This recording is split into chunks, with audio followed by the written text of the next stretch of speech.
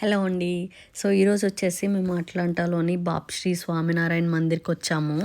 ఇదంతా మందిర్ ఎంట్రన్స్, లోపలికి వచ్చే వే ఇదంతా. ఈ టెంపుల్ అయితే చాలా బాగుందండి.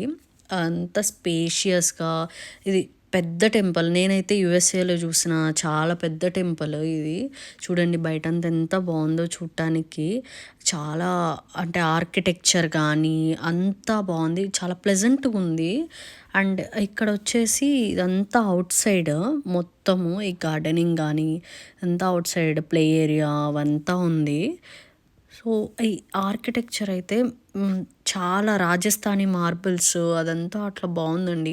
అండ్ మస్ట్ అండ్ షుడ్గా చూడాల్సిన టెంపుల్ ఇది. ఇక్కడైతే బయట వరకే ఫొటోస్ వీడియోస్ ఎలా ఉంది. ఇది గిఫ్ట్ షాప్, స్నాక్స్ అవి. బట్ లోపల మాత్రం ఫొటోస్ కానీ వీడియోస్ కానీ ఎలో లేదు ఇక్కడ. నేను వీలున్నంత వరకు బయట అంతా చూపించడానికి ట్రై చేశాను మీకు మోస్ట్లీ. ఇదంతా వచ్చేసి ఎంట్రన్స్ లోపలికి వెళ్ళేది. లోపలైతే మాత్రం అంటే మేము వెళ్ళిన టైంకి టెంపుల్ క్లోజ్ ఉంది. 4 to 6 ఓపెన్ చేస్తారంట.